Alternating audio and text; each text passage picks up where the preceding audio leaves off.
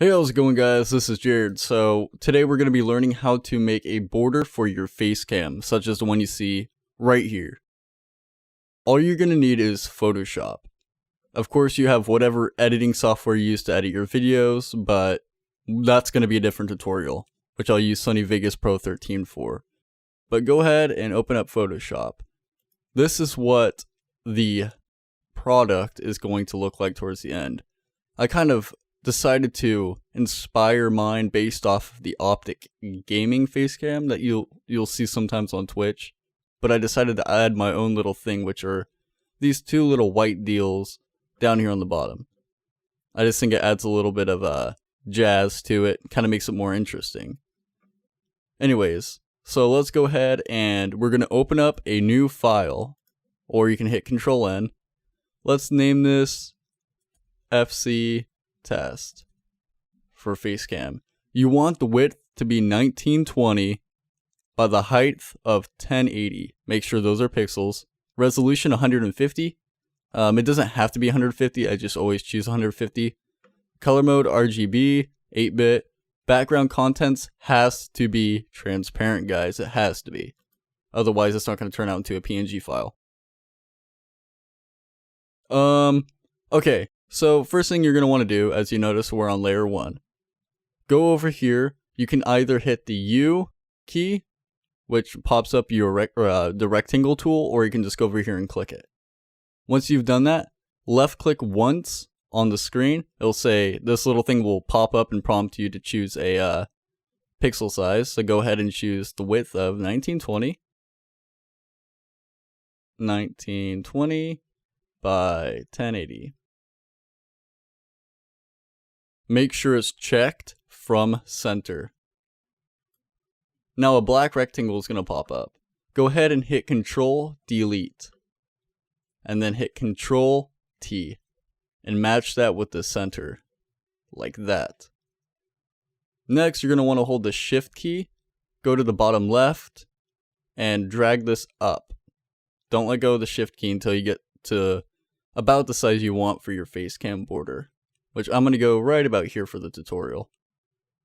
And if you want your Facecam to be a little off, meaning not pressed up against the edges like this, then go ahead and just drag this out. You don't have to hold any other keys, just drag it out. And that's kind of where I want mine to be. If you want to zoom out, just hit Control 0. There we go. I'm going to go ahead and probably move that a little bit more to the left. Whoopsies. This thing's going haywire. Oh well, that's good enough for the tutorial. Go ahead and hold the Alt key and zoom in. Now, first thing we're going to want to do is right click or double click on the rectangle 1 layer, which I double clicked. Go ahead and choose stroke and double click on that tab. For the size, I choose 10. Position, go ahead and choose the inside option and click OK. Next thing you're going to want to do is start up a new layer. On the bottom right, you'll see this icon. Click on that. Now you have layer 1. You can either press P on your keyboard or go over here and click this. Make sure the pen tool is the one that you have chosen. So for this type of design, we're going to start off over here. Go ahead and click once. Then hold the Shift key to get straight lines. I'm going to bring it up to right about here. See, I would have been off, but the Shift key saved me. So hold the Shift key, choose a spot over here. You want it to be about this far away. Go ahead and click. Hold the Shift key again. You want this height to match about the height of this slant. And then hold the Shift key, click over here. And then Shift key, click. Once you get it down there, hold the Shift key again. I'm going to stop saying hold the Shift key. You guys should already know that by now. And click over here. Next thing you're going to want to do is click. Let me measure this up with my eyes. Click right about, oopsies, Control Z if you mess up. Click right about there. And we're going to go ahead and click over here, up here, little off. That's okay, guys. And there we go. So that's the basic outline. Now while that is selected, make sure layer 1 is highlighted over here in the layers tab. Up here there should be a tab called paths. Click on that. Once you've done that, double click on work path. Do not double click on work path. Right click on it, Go to fill path. Once you've done that, it will say contents. Go to color. Click color and choose the color black. Make sure your settings are the same as mine. Once you've done that, click OK. As you notice, this is still outlined. Go ahead and click rectangle 1 again, back to layer 1, and the outline disappears. Go ahead and start up a new layer once more. And, well, we're going to be doing it one more time. Now that we've started up this new layer, same thing, use the pen tool. And we're going to make this one right about here to here. Right there. And just kind of follow what I'm doing. And it doesn't have to be perfect because this part is going to be hidden behind this layer. Once you've done that, same thing. Go over to paths, right click on work path, and then fill path. In this color, we're going to go ahead and choose the color white. Make sure your settings are the same as mine. Press the OK button. Once you've done that, go back to layers, make sure layer 2 is selected, right click or double click here on the right side of it, go to stroke, choose that, and I always choose stroke 3 on the position inside. Click OK, and we're going to duplicate this. How you duplicate is hit Control and J. Now you got a layer 2 copy. Once you've done that, make sure layer 2 is the one that's highlighted. Hit Control T. Once you've done that, just drag this over here. And we're going to right click on this and do flip horizontal. Now you see it's starting to match up a little bit. It's not perfectly matched, so if you do not already have the rulers up here like I had, hit Control and R and it should pop up. And for some reason, if it's still not working, go to View, go down to Rulers, click that, and then make sure you have Snap checked. Okay, so once you've done that, drag a ruler down here below the first one, so right about there. Now we can approximate about how high up this needs to go to match the other one, which is right about there. Let's go ahead and choose that. And how to finalize this is just press enter, not edit. What am I talking about? Again, same thing. Make sure layer 2 is highlighted, go over to paths, right click on work path, go to fill path, color, and white. Now it should be the same. Now the last step for making the paths is just drag layer 2 below rectangle 1 and drag or layer 2 copy and layer 2 below rectangle 1. Again, this thing is highlighted, so go ahead and click another one and click back and it should disappear. I'm going to go ahead and hit V on my keyboard and highlight over the ruler that I dropped and bring it back up so that way I don't have to see it anymore. So it's looking pretty close, as you can see. We're getting there. And it's not going to be exactly identical. It's hard to make identical work from scratch. Okay, now what we're going to want to do is deselect or hide layer 1, layer 2 copy, and layer 2. Go ahead and go back to the pen tool and make sure you have rectangle 1 highlighted like I do over here. Zoom in by holding Alt and scrolling in on your mouse. Click on the inside corners, so where the black meets the white, just click on the corners.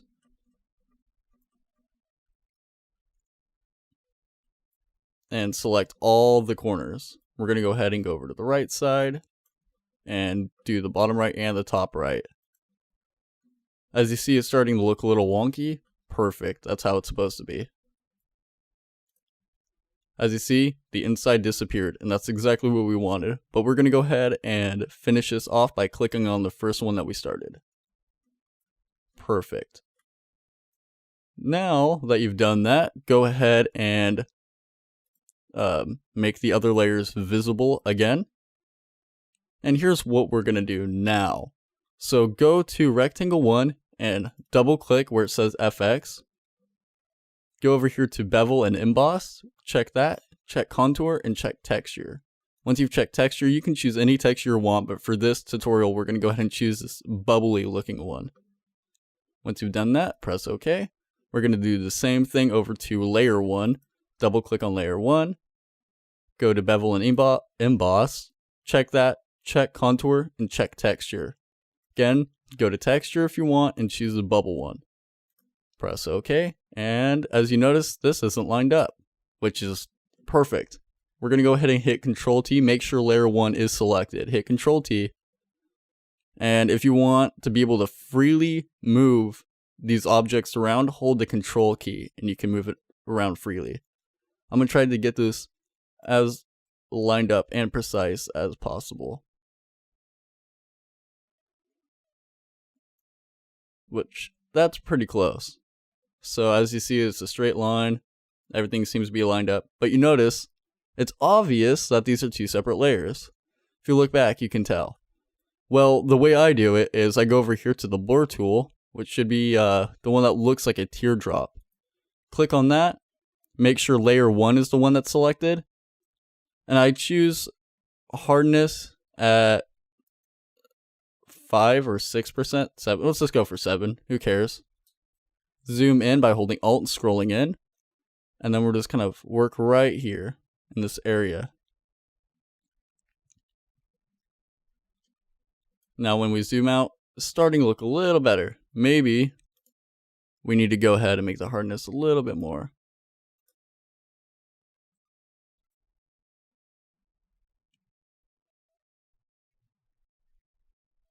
Let's kind of work at it for a second.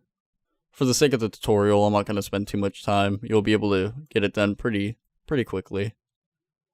Just work on the spots that are sticking out. See, this one's coming out fine. The other one I was having an issue with. Now it's starting to look like one layer. Okay, also, the last thing we're going to do for creating this is import our logo. So this is the logo I have for TPI, which I made. We're going to go over here to, because, okay, well, I should mention that I have this image is really, really big. So obviously if I just imported it to our banner, it would take up the whole thing. Here's a way around that. We're going to shrink it, but we're also going to maintain we're not going to like lose any good detail from this logo by shrinking it. And I'll show you how. So go over to image. Once you've done that, go to image size. I'm just going to choose 256 by 256. Go here to the bottom and choose newest or nearest neighbor, preserve hard edges. Click that, click OK. It's going to shrink the image.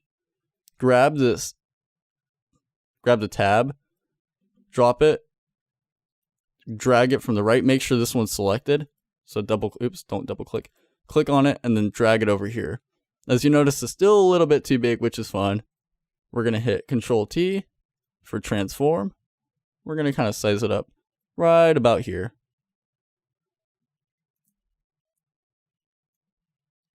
It's a little too big. Right, drop it just a little bit more. Right there. Perfect. Now, what we're going to do is double click on that logo to add effects. We're going to do a stroke. And let's see, 3 looks good. It matches the rest of the outline, so it's not really sticking out. Perfect. Now to save the file, let me close out of this and do not save. Go to File, go to Save As. The first thing you want to save it as is a PSD, but since I've already done that, just go ahead and click Save. Go back after you've saved that, click Save As again. Go down here to PNG, and then click Save again. which I've already made one of these, as you can see, so I don't need to save it. But once you've saved it, you should be able to import it into your video editing software and use this as an overlay for your videos. So, thank you guys for watching. I hope you enjoyed. I hope this tutorial helped out. Sorry if it took a little bit longer, but I figure, I'd rather get into more details and be able to explain to someone instead of missing a step than trying to be quick and entertaining and then confuse people. So, that's how a lot of the videos are on YouTube, and it's hard to work on something if you don't understand exactly what's going on. So anyways, thank you guys for watching. If you enjoyed, if you learned anything at all, please give a like and click that survive button and help me out. Thank you guys very much. Take care.